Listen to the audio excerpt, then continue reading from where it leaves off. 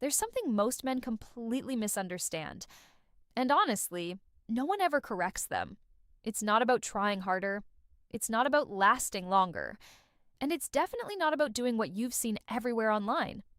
In fact, I recently came across a piece of research that challenged almost everything people believe about intimacy and satisfaction. And what surprised me the most? The positions most people assume are the best actually perform the worst. Now, instead of just taking that at face value, I decided to dig deeper. So, one evening, I did something a little unconventional. I invited a small group of close friends over. No judgment, no filters, just honest conversation. And I asked them one simple question: what actually works consistently?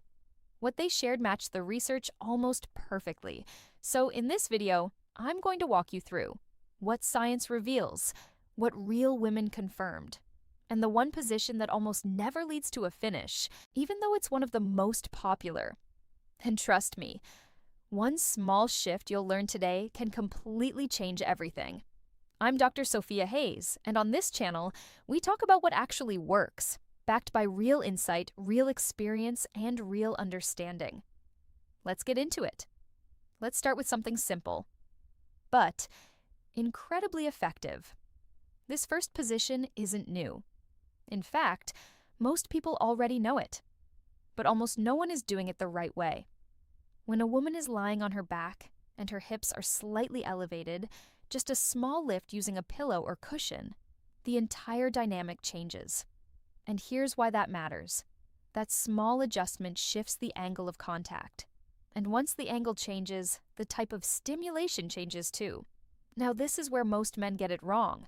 They think it's about speed or intensity, but it's not. It's about consistency of contact. Slow, controlled movement, where there's constant pressure in the right place, creates a completely different experience. This is what research often refers to as dual stimulation, where external sensitivity and internal sensation happen at the same time. And that combination, that's where consistency comes from. But there's another layer that's just as important and almost never talked about: connection, eye contact, presence, being fully engaged in the moment. One of my friends said something I'll never forget. She said, "It's not just what's happening physically, it's feeling seen." And that emotional connection doesn't just add to the experience, it amplifies it. Now let's talk about the second approach, and this one completely shifts the dynamic. Here, the woman is on top, but leaning slightly forward. And what this does is give her something incredibly important: control. She controls the angle, the rhythm, the pressure, and most importantly, what feels right for her body. Because here's something many people don't realize. There is no one size fits all.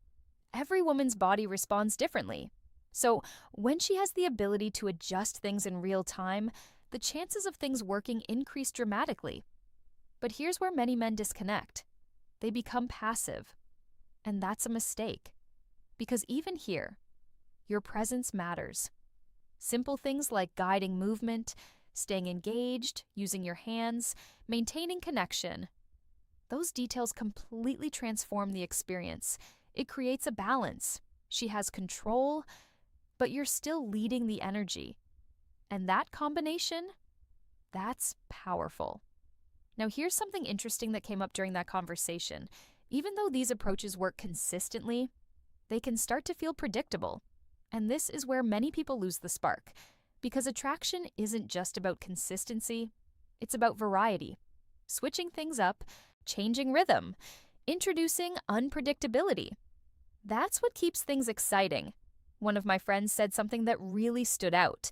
She said, "When a man confidently changes things, it shows he knows what he's doing." And that confidence, that's incredibly attractive. So think of it like this. Some approaches are your foundation. They create reliable results. Others are about energy, passion, intensity, excitement. And when you combine both, that's when the experience becomes unforgettable. Now, before we get to the most surprising part, there's one factor that quietly affects everything, and most people completely ignore it: your body. More specifically, circulation and overall responsiveness. Because no matter how good everything else is, if the body isn't fully engaged, the experience changes. Energy levels, stress, overall health, they all play a role in how the body responds. When everything is working properly, sensitivity increases. Experiences feel stronger, more connected. But when it's not, even the best technique won't feel the same. Now, let's talk about the biggest surprise. The research found that one of the most common positions is actually the least reliable when it comes to helping women reach climax. And when I shared this with my friends, almost all of them agreed instantly. That position, doggy style. Now here's the important part. This doesn't mean it's bad. Not at all. In fact, many women said they enjoy it a lot. But enjoyment and completion aren't always the same thing. This position is more about intensity.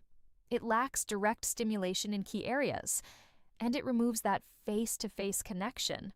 So naturally, it's less consistent. But here's what I want you to understand. Not every moment is about the finish. Some are about building intensity, some are about passion, some are about connection, and the real skill is knowing when to use each. So here's the bottom line. If you want consistency, focus on alignment, controlled movement, and connection. If you want excitement, add variety, confidence, and unpredictability. Because this isn't about one perfect technique. It's about understanding the full experience. And when you do that, everything changes. Signature outro, brand style. If you found this helpful, make sure you subscribe. Because here, we talk about what actually works, not what people assume. I'm Dr. Sofia Hayes, and I'll see you in the next one.